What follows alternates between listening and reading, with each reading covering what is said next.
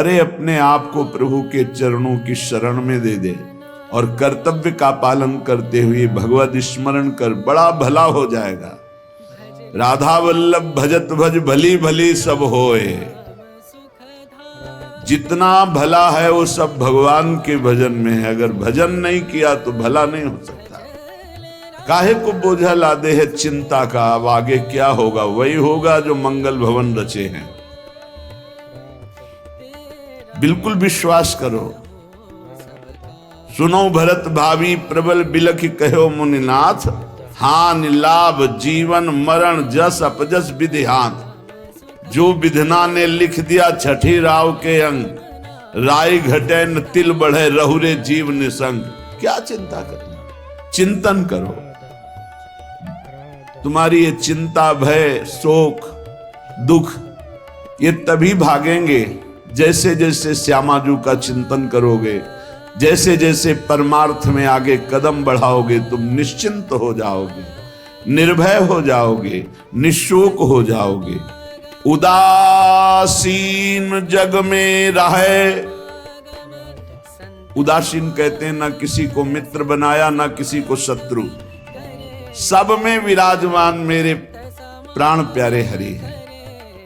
ये क्रूरा अपि पापिनो न च सताम संभास दृश्याश्चये सर्वान वस्तुतया निरीक्ष परम स्वाराध्य बुद्धिर्मम। ये मेरे आचार्य का आदेश है। जो क्रूर हैं, पापी हैं, दुष्ट हैं, नीच हैं, वो तुम्हें दिखाई दे रहे। मेरी दृष्टि में आराध्य देव श्री राधा वल्लभ लाल, श्री कृष्णचंद्र जी सबके हृदय मंदिर में हम परमात्मा देखने के लिए चले हैं, ना कि क्रूर पापी दुष्ट निंदक देखने के लिए चले।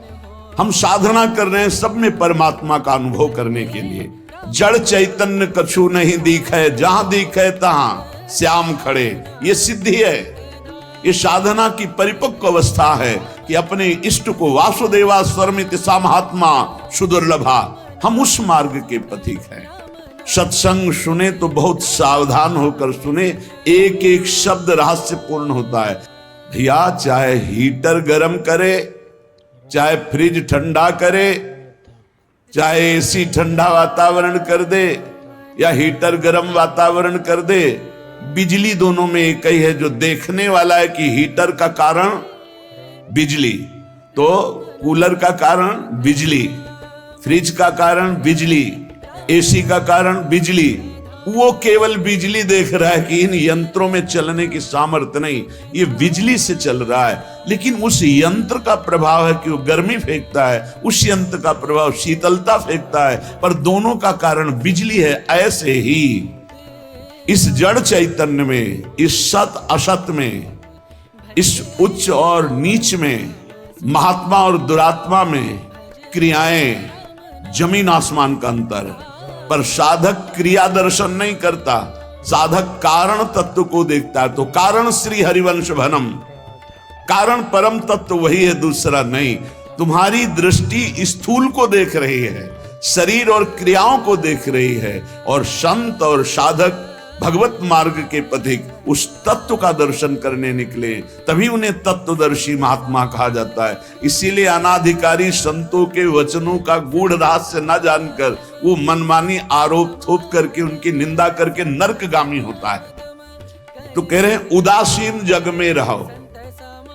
तुमसे कोई मित्रता का व्यवहार करे तो जय जय, और शत्रुता का व्यवहार करे तो जय जय, क्योंकि उसकी मति है। लेकिन मित्र और शत्रु व्यवहार है, लेकिन परमार्थ में नहीं। परमार्थ में वही परमात्म तत्व उसके हृदय में बैठा है, वही परमात्म तत्व मित्र के हृदय में बैठा है। सबके हित की, सबका मंगल, ये परमार्थ के पथिक। ऐसे पापी से आपको बात नहीं करनी चाहिए, आपके यहां नहीं आना चाहिए। कौन पापी है? पापी कौन है? हमारी समझ में पापी उसे तुम कहते हो जो भूल गया है, अपने स्वरूप को भूल गया, भगवान का विस्मरण हो गया, वही माया के गर्त में गिर गया।